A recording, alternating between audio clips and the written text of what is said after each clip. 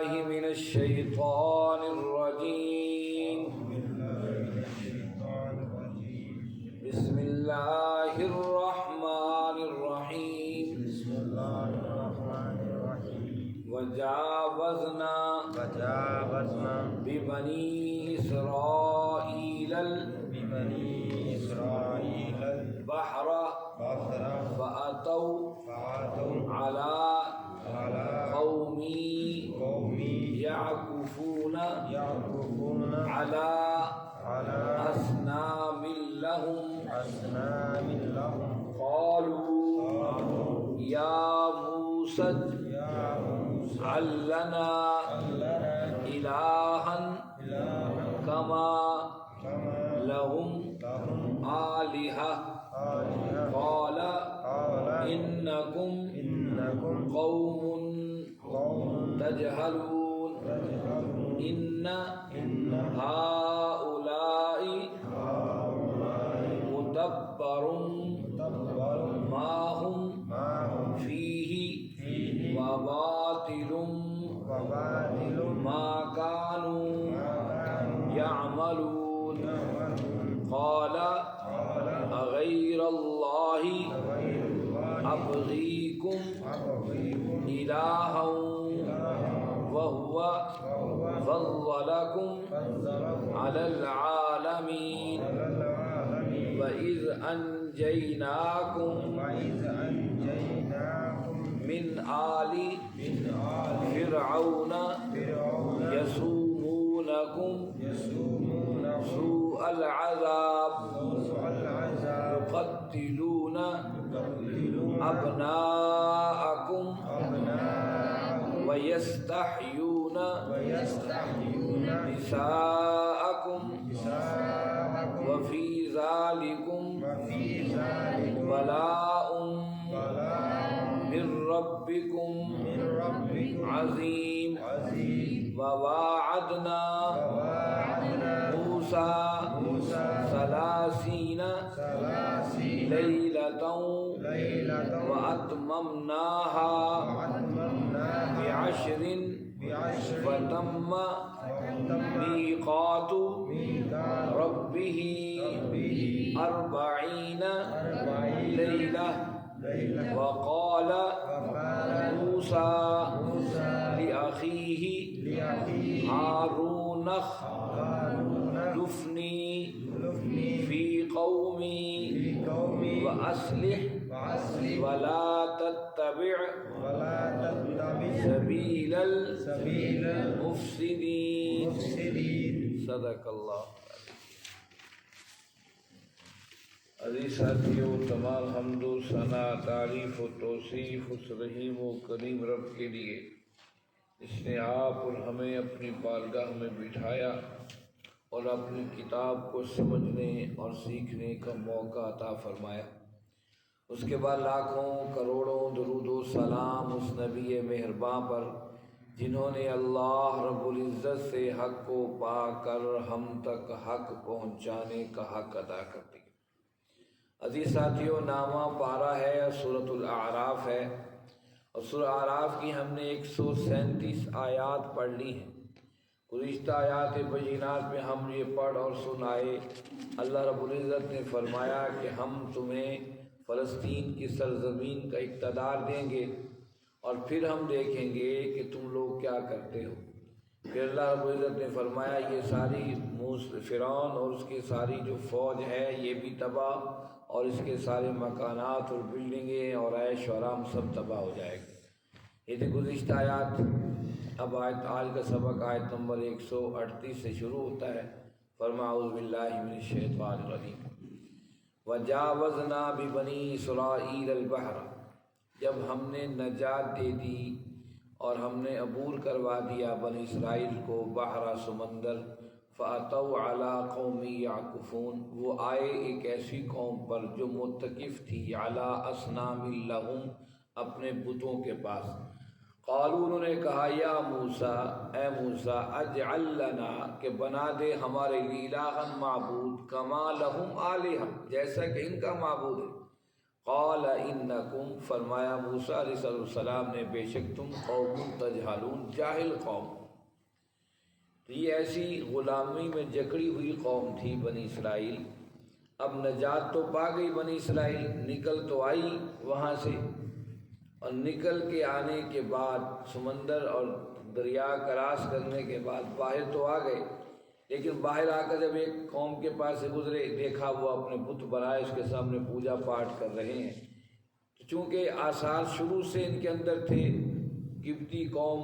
بتوں کی پوجا کرتی تھی جو فرعون کی قوم تھی، اسی طرح سے وہ بچڑے کو اور گائے کو بھی پوجتی تھی، وہ اثرات ان کے اندر موجود تھے۔ غلامی کے اثرات ہمیشہ نسل در نسل چلتے ہیں۔ جس طرح انگریز نے 300 سال کے قریب حکمرانی کی، اس کے اثرات آج تک ہمارے اندر موجود ہیں۔ ہم انگریزی بولنا فخر محسوس کرتے ہیں، اور ہماری حالتیں ایسی ہیں کہ ہم اپنے بچوں کو اپنی زبان سے اور پر جبر کرا کے انگلش میڈیم اسکولوں میں داخل کرتے ہیں کہ یہ انگلش سیکھیں اور پڑھیں، اور ہماری حالت بالکل ایسی ہے کہ برطانیہ کا وزیر تعلیم پاکستان کے وزٹ پر آیا اور اس کو اسلام آباد کے اندر ایک انگلش میڈیم اسکول کا وزٹ کروایا گیا، جہاں بچے انگلش میں جو ہے وہ تقریریں کر رہے تھے، انگلش میں نظمیں پڑھ رہے تھے، سارا ان کا پروگرام انگلش میں تھا۔ آخر میں برطانیہ کے وزیر تعلیم کو موقع دیا گیا کہ آپ مہمان خصوصی بھی ہیں، کچھ الفاظ یہاں پر آپ اپنے جو ہے وہ ادا کریں۔ تو اس نے کہا، آتے ہی کہا، اس نے کہا اگر میں ایسا اپنے ملک برطانیہ میں کرتا، اردو میڈیم اسکول بناتا اور اسی طریقے سے اردو کو لازم قرار دیتا، تو ہو سکتا ہے میرے اپنے ہی لوگ مجھے پاگل خانے میں داخل کروا دیتے۔ بھئی ہماری بچوں کی زبان تو کچھ اور ہے اور تم کسی اور زبان میں تعلیم دے رہے ہو۔ آج سب سے بڑا المیہ ہے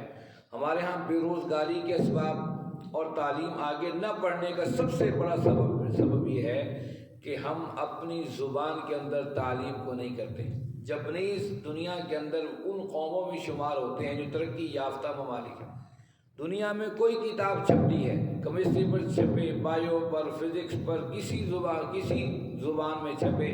جب وہ جاپان میں داخل ہوتی ہے وہاں تھنک ٹینکس موجود ہیں جو اس کو مقامی جاپنی زبان میں ٹرانسلیشن کر دیتے ہیں۔ اس ٹرانسلیٹ ہونے کا سبب کیا ہے کہ ایک دکاندار بھی اس تمام علم سے بہرہ مند ہے جو دنیا میں کہیں ہو رہا ہے۔ ہمارے ہاں کیا ہے، تعلیم کی کمی کا سب سے بڑا سبب ہماری گلیوں اور بازاروں میں انگلش میڈیم اور پرائیویٹ اسکولوں کی بھرمار ہے۔ کوئی گلی آپ کو ایسی نہیں ملے گی آپ کے ملک پاکستان میں جہاں کم از کم ایک پرائیویٹ اسکول نہ ہو۔ لیکن تعلیم کا ریشو کیوں گر گیا کہ وہ ذہنی غلامی ہمارے سروں پر ایسی مسلط ہوئی، ہم اس سے باہر سوچ ہی نہیں سکتے، ہم اس سے باہر جا نہیں سکتے۔ حالانکہ مقامی زبان میں تعلیم دی جائے، وہ سارے کیمسٹری، بایو، فزکس، سارے جو ہے وہ چیزیں ہماری مقامی زبان میں ہوں، ایک عام دکاندار بھی اتنا ذہین، ہمارے پاکستانی قوم میں ذہین ترین لوگ ہیں، اسے پک کر سکیں۔ اور پھر آگے اور مہنگی کر دی۔ پہلے تو کچھ لوگ میٹرک تک پہنچ جاتے تھے، عموماً ہمارے معاشرے میٹرک پاس لوگ مل جاتے تھے، لیکن اب 9th 10th میں اور ماشاءاللہ ہمارے جو حکمران مہنگی تعلیم اور مشکل تعلیم کرتے جا رہے ہیں، کوئی میٹرک تک بھی نہ پہنچے، مڈل تک یا 12ویں تک پڑھنے کے بعد پھر وہ اپنے گھروں اور کاموں کے اندر، دکانوں میں اور روزگار میں پھنس جائے۔ تو دیکھیے یہاں بھی یہی معاملہ تھا، غلامی چونکہ رچ بس چکی تھی بنی اسرائیل کے اندر، 70 سال سے غلامی کے اس نصاب کے اندر جکڑے ہوئے تھے۔ اب وہ بچ کر باہر نکلے، اللہ کا شکر ادا کرتے کہ ہمیں فرعون کے ظلم سے نجات ملی، ہمارے آنکھوں کے سامنے فرعون غرق ہو گیا اور ہم اپنے نبی کے وسیلے اور واسطے سے ہم اس جگہ کراس کر سکے۔ لیکن آگے جب دیکھا کہ بتوں کی پوجا کر رہی ہے، فوراً کہا موسیٰ ہمارے لیے بھی ایسا خدا۔ تو موسیٰ صلی اللہ علیہ وسلم نے فرمایا کیسے عجیب لوگ ہو، قوم تجہل، کیسے جاہل لوگ ہو، تم سمجھ نہیں رہے، میں تو دعوت ہی توحید کی لے کر آیا ہوں، اللہ کی وحدانیت کی، تم مجھ ہی سے کہہ رہے ہو کیسا کر دو۔ ان ہؤلاء متبر ما هم فیہ، بے شک یہ وہ سب کے سب متبر ما هم فیہ، یہ سب کے سب تباہ ہونے والے ہیں۔ وہ باطل ما کانوا یعملون، سب کچھ باطل ہے جو کچھ یہ کر رہے ہیں، یہ خود بھی تباہ ہوں گے اور ان کے معبود بھی تباہ ہوں گے، جو کچھ کر رہے ہیں یہ سب باطل کر رہے ہیں۔ قال، فرمایا اغیر اللہ، کیا اللہ کے علاوہ ابغیکم، میں تلاش کروں الہن کوئی معبود، وہو فضلکم العالمین، جبکہ تمہیں سارے جہانوں پر اللہ نے فضیلت دی۔ کہا موسیٰ علیہ السلام نے کیسے بدبخت لوگ کہ میں تمہیں رب کو چھوڑ کر تمہارے لیے کو معبود بنا کر کھڑا کر دوں، حالانکہ اس رب نے تمہیں توحید کی بنا پر، اللہ کی وحدانیت کی بنا پر تمہیں دنیا کا اقتدار دیا ہے اور دنیا کی فضیلتیں دی ہیں، پھر تمہیں اس شرک کے ضلالتوں میں اٹھا پھینکوں۔ وَإِذْ أَنْجَيْنَاكُمْ جبکہ تمہیں نجات دی من آل فرعون، فرعون کے آل سے، یسومونکم سوء العذاب کہ تمہیں عذاب سخت ترین عذاب کے مزے چکھایا کرتا تھا، یقتلون ابناکم تمہارے بیٹوں کو قتل کر دیتا، ویستحیون نساءکم تمہاری عورتوں کو زندہ رکھتا، وفی ذالکم بلاء من ربکم عظیم، یہ تو رب کی طرف سے بہت بڑی آزمائش تھی تمہارے لیے، بہت بڑی تکلیف میں تم لوگ تھے، تم ماضی دیکھتے نہیں ہو۔ اب موسیٰ علیہ السلام قوم فرعون کو ماضی کا حوالہ دے رہے، تم وہ تھے فرعون کے تشدد کا شکار تھے، تمہارے مردوں کو قتل کیا جا رہا تھا کہ مرد افرادی قوت ہوتے ہیں، تمہاری طاقت و قوت کو ملیا میٹ کر رہا تھا فرعون، اور تمہارے کمزور لوگوں کو، خواتین کو زندہ رکھ رہا تھا، یہ بہت بڑی آزمائش تھی۔ کیا تمہارے اوپر نے یہ نہیں دیکھا؟ آج بھی ہم بتاتے ہیں اے اللہ کے بندو، جب پارٹیشن ہوئی تھی پاکستان غریب ترین کنڈیشن میں تھا، جب ہماری ساری چیزیں جو ہمیں ملنی تھی اکثر انڈیا نے روک لی تھی، لیکن اس کے باوجود ہم مضبوط قوم تھے، ہم ایماندار تھے،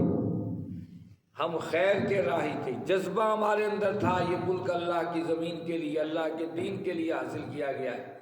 اور آج یہی جملہ اسی ملک کے اندر غیر بن گیا ہے۔ آج کوئی اسلام کی بات کرے لوگ کہتے ہیں اسلام کیا ہے؟ یہ ملک اسلام کے لیے نہیں، سیکولرزم کے لیے بنایا گیا تھا، آزاد میں سیکولرزم کے لیے بنایا گیا تھا، انڈیا ہی اچھا نہیں تھا، اس کا دعویٰ کل بھی سیکولرزم کا تھا، آج بھی سیکولرزم آزاد خیالی کا دعویٰ ہے، تو ہم پارٹیشن ہم نے کیوں کی، علیحدہ کیوں ہوئے، اس کو غور کرنے کی کوئی تیاری نہیں ہے۔ یہی وہ تصور ہے جو موسیٰ علیہ السلام بنی اسرائیل کو دیکھ رہے تھے، ماضی دیکھو، اپنی موجودہ حالت کو دیکھو، کیا کرنا چاہ رہے ہیں۔ وَوَعَدْنَا مُوسَىٰ 30 لَيْلَةً، اس کے بعد پھر جب کچھ سکون ہوا نا، اب یہاں ساری باتیں چھوڑ کر خاص وہ انعامات، ان باتوں کا تذکرہ ہو رہا ہے جو موسیٰ علیہ السلام اور آپ کی قوم کے ساتھ ہوئے تھے۔ وَوَعَدْنَا ہم نے وعدہ کیا موسیٰ علیہ السلام سے 30 لَيْلَةً 30 راتوں کا، وَأَتْمَمْنَاهَا پھر ہم نے اس کو تمام کر دیا، ب10 10 دن کے ساتھ، فتم اور مکمل ہو گیا، میقات ربہ جو رب نے مدت ٹھہرائی تھی، 40 لیلۃ 40 دنوں کی، وقال اور کہا موسیٰ علیہ السلام نے لأخیہ اپنے بھائی ہارون کو، اخلفنی تم میرے خلیفہ ہو، فی قومی میری قوم میں، واصلح اصلاح کرتے رہنا، ولا تتبع سبیل المفسدین اور فسادیوں کے راستے پر نہ چلنا۔ اس ایک آیت کے اندر دو باتیں بتا دی، ایک بتایا کہ وہ وقت یاد کیجیے جب ہم نے وعدہ کیا موسیٰ علیہ السلام سے 30 دنوں کا، 30 دنوں کے لیے رب کی بارگاہ میں آئے، اللہ نے کوہ طور پر بلایا، 30 دن کے اندر ٹھہرے تھے کسی معاملے کے اندر، پھر 10 دن اور بڑھا دیے 40 دن، اب 40 دن یہاں بڑھائے 10 دن، صرف 10 دن کا فرق پڑا۔ بنی اسرائیل نے کیا کمال کر دیا اس کا تذکرہ تو پہلے بھی ہو چکا، لیکن اسی آیت میں دوسری بات بتائی، جب چلنے لگے تھے موسیٰ علیہ السلام، انہوں نے اپنے بھائی ہارون سے کہا اخلفنی میں تمہیں اپنا نائب اور خلیفہ بناتا ہوں، اور جو ہے تم ان کی اصلاح کرتے رہنا میری قوم کی، اور فسادیوں کے راستے پر نہ چلنا۔ گویا کہ وصیت ہمیشہ اہل ایمان اپنے پیچھے والوں کو وصیت کرتے ہیں، تو موسیٰ علیہ السلام اپنے نائب کو وصیت کر رہے تھے، دیکھو یہ فسادی نہ بنے، نہ ان کے راستے پر چلنا۔ پھر کیا معاملات ہوئے انشاءاللہ یہ اگلی آیات میں تذکرہ ہوگا۔ اللہ رب العزت سے دعا ہے اللہ رب العزت آپ اور ہم سب کو سمجھنے اور اس پر عمل کرنے کی توفیق عطا فرمائیں۔ وآخر دعوانا الحمدللہ رب العالمین، والصلاة والسلام علی سید المرسلین۔